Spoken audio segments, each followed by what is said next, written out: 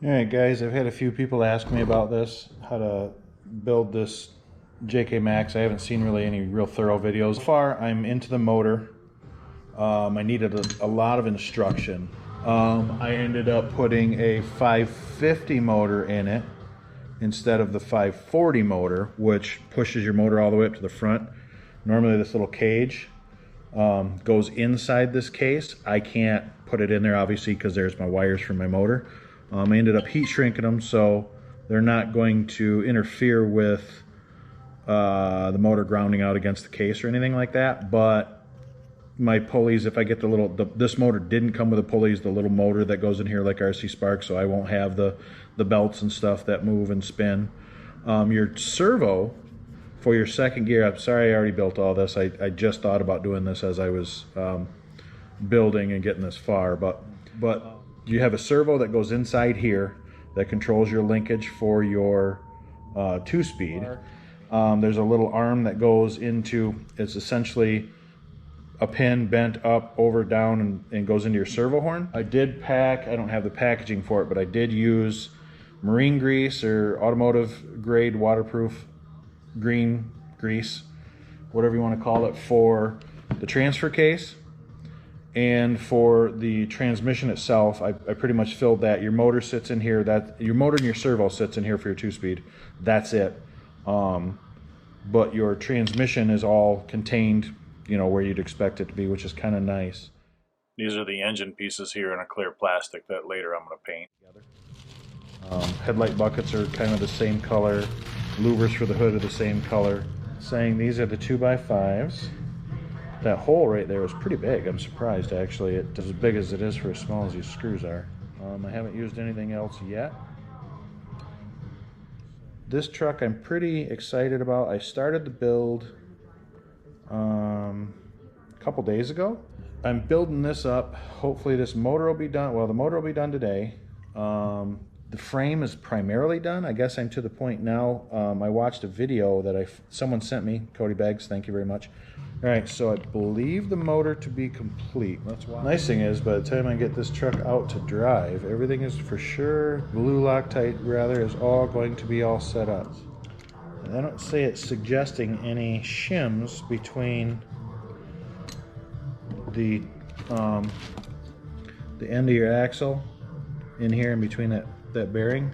We're gonna put this rear drive shaft on now because they're already doing the assembly for it, so I guess it doesn't really matter which direction.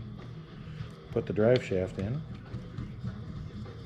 Another good idea, I know it's not a must for anybody, but another good idea I do is I always kind of dab off any extra Loctite.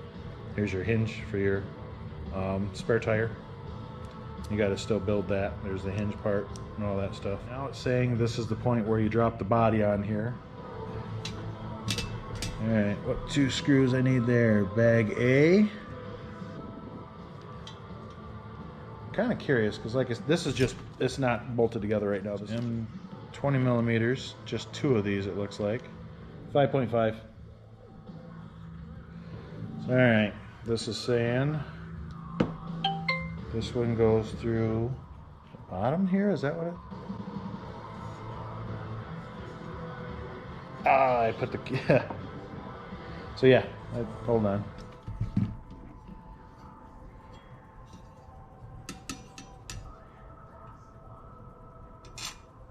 Yep, there we go. Okay, we got one more that goes on the other side that I gotta pull apart. Don't follow instructions. 4 threaded posts that are using F, bag F. So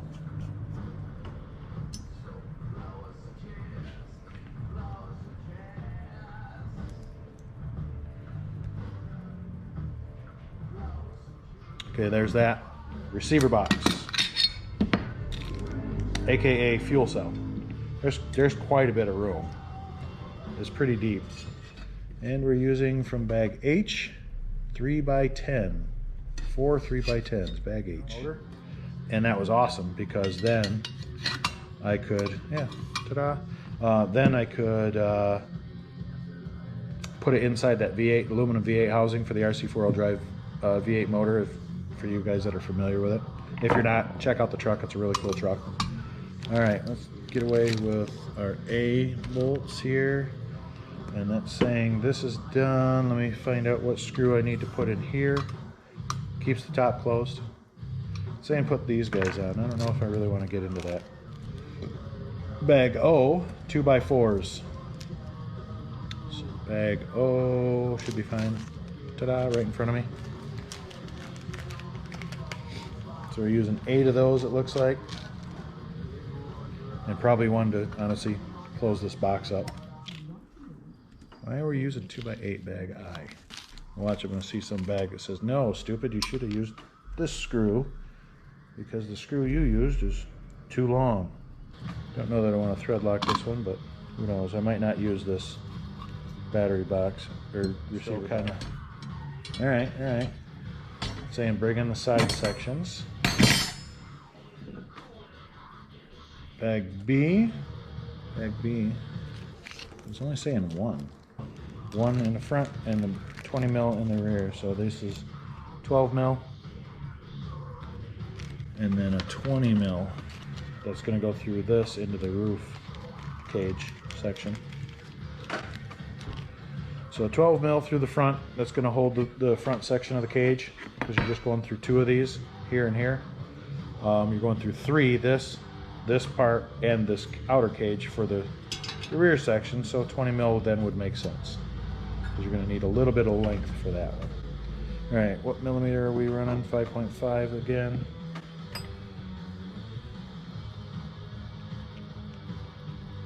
.5 for the head of the bolt. All right, so we got those 2, and we're going with 3x10s in bag C. For it looks like the rest where these attach. All right, where are we going with these?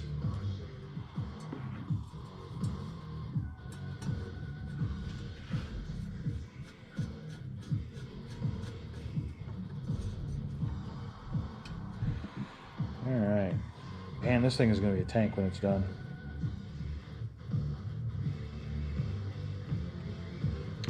I wonder why it doesn't have you putting in these rails. Like I said, it's got to go on there anyway, so is the front one. So what bag were we on? We're bag C. Let's grab one more. Do our front into our post here, our top bar that goes just behind the cowl and the base of the windshield mount. So you're kind of half built. See if it tells us to proceed to the other side.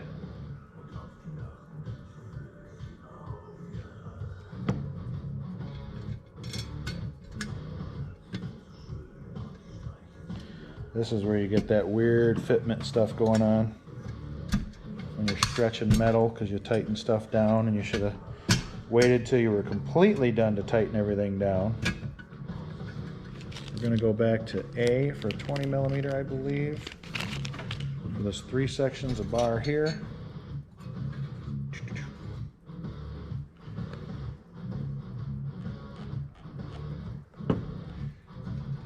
So, all right, there's that one. Right in here, there's some imperfections in it. It looks like you poured. Anyway, you've got a bunch of little kind of imperfections in it, we'll call it, that kind of give you insight into this being a poured aluminum into a mold versus a machined aluminum or a welded bunch of rods and stuff like that. Obviously welded rods would be heavier. All right, what size do we need? There's our 20 that we just put in. Now it's saying our 10s in bag C. Here's our bag C. Should be 6. It should be all of them, unless obviously we need more somewhere else. Got one there.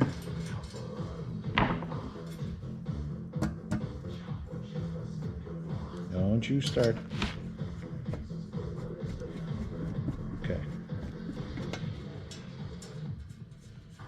And then once I'm done with this frame, I think I actually start to put panels on. Oh, that was one thing I was going to say too. Because of the fact that this is a cast instead of a milled or welded steel, I've got screws that got to go into this for the body panels. And if you're not cautious, you can strip them. And not only can you strip them, if you, obviously this is where you pay attention, clearly. But if you're not cautious and you over tighten or something, you can actually break the frame. And I'm not thinking this is going to be something that'll just be easy to do, so I'm not saying that, but the possibility is there with cast, because it's got a lot of bubbles in the metal and bubbles or imperfections rather in the process, so it's not going to be perfect. So the likelihood of there being imperfections that cause a catastrophic failure are pretty high. It'll just depend on where your imperfections are that cause you a catastrophic failure that you can live with if it breaks. But at the price tag on this truck, I don't know that I want to just live with something that broke. Ah, it's fine. No, I'd be pretty pissed. I don't remember your name, Tim, but thank you very much for your help on this. Because all right, this starts talking about building the interior. I'm not going to worry about the interior right now. I just want to get all the metal components together. So now we're doing the rear shock tower. 3x16 bag D.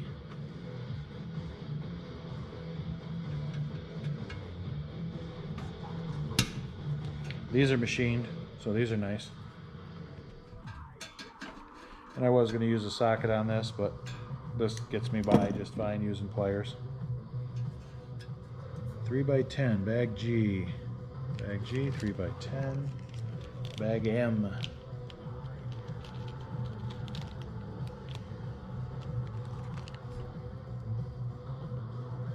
That's just for our hinge point.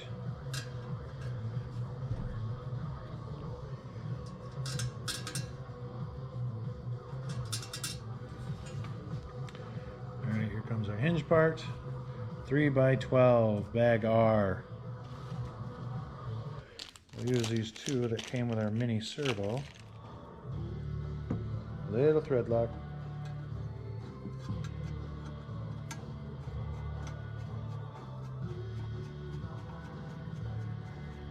And it threads into this outside piece.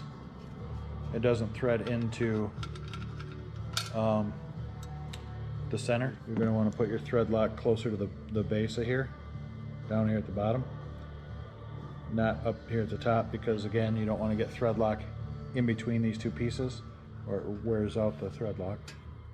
Yeah, there you go. Now your spare tire mounts on here. All right, there's that. Bag K, 2.5.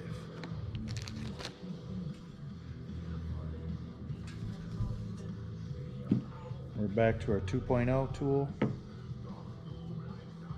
Really? 2.5 by 5, huh? Okay.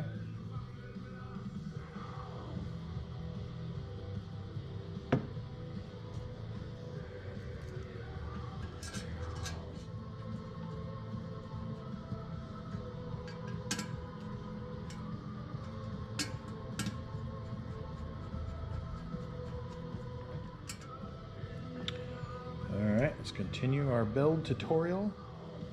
Now it's got you doing the interior carbon fiber panels. So all right, it's got, this is your roof panel. So all right, here are our sections of, there's that, bag K 2.5s. All right, so this almost feels like aluminum. See, doesn't it sound like aluminum? But it's not. These two little guys. What screw are we putting in them, guys? All right, bag O, we're going to go to our 1.5, it looks like, for this. These guys look like they just whatever. Go on whatever side. All right. Hopefully this video helps somebody, anybody. Again, I'm sorry I didn't do a video of the build-up of the motor. Hinges and posts. And then these two posts for your door pillars. And we're using a 3x8 in bag 0 through the bottom.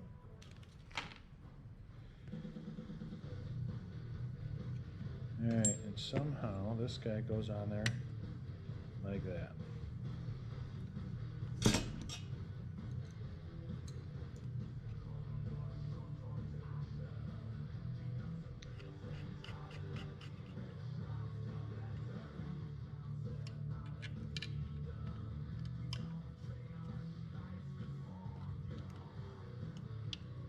Two by 5 bag J times 4.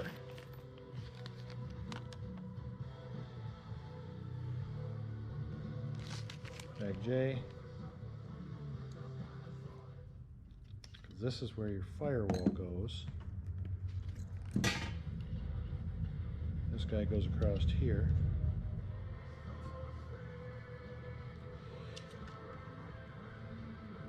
So 1.5s.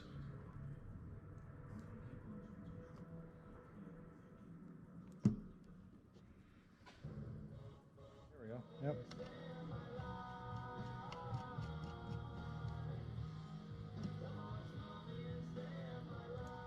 So I'm probably going to have to do that with all the hinges for this truck, which I'm not looking forward to because there's quite a few. You got your hood's got 2, your doors have 4 that go on the frame and that go on the doors.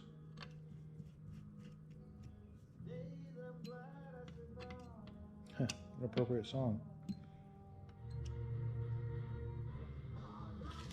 Tons of those little guys. These are 1.5s.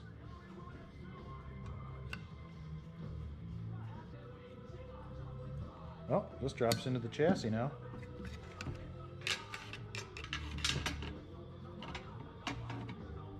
Three by 8s from Q. Just 2 of those.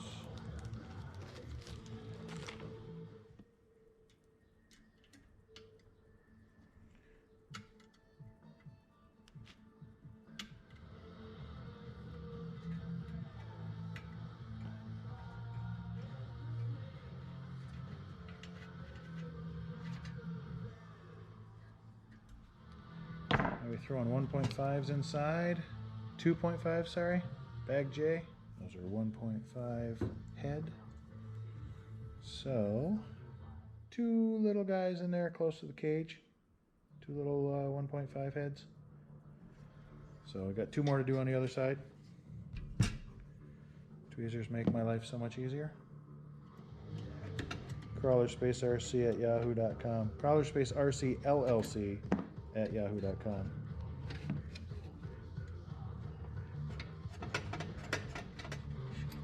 Okay, so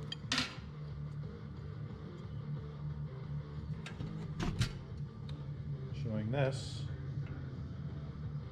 going right there. 3 by 10 bag H. We're back to 2.0. I think we are. These are countersunk heads.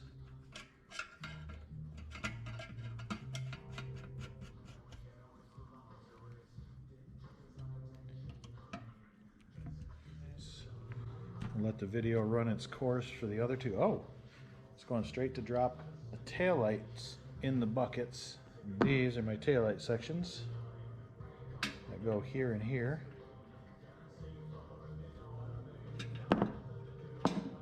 Or something like that.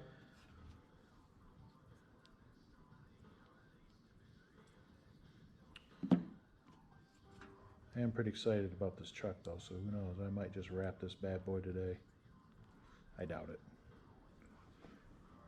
Bag J. 1.5s, going to go into the light bucket housings. A couple of 2 by 8s, I think. We'll do that.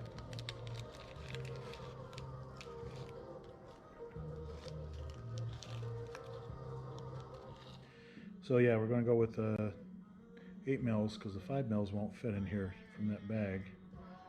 See, those are probably going to fit a little bit better. So we'll put those bad boys in here. Hopefully we don't crack the plastic. Yeah, 8 mils are definitely the way to go with this instead of the 5 mils because the 5 mils aren't going to go in there. Yeah, it's showing putting the lights in now. I'm not doing that yet. Now you're putting these on here.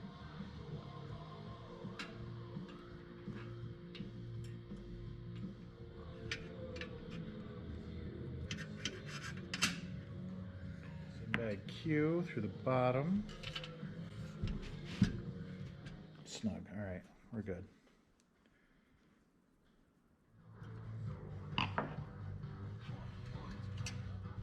Showing more of the interior parts, the dash lights, the steering wheel, the steering column, and the dashboard. Here's your column, and this piece is going in here. Probably going to need the servo mount piece. Because this has got to go in here like this. But it does, oh no, it shows bag K. So, button head instead of a box end. 2 mil, sorry, 2.0. And this is a piece that goes on your servo here. And then your steering wheel goes on that. Servo goes in here. And then you have 2 brackets that hold your servo in place.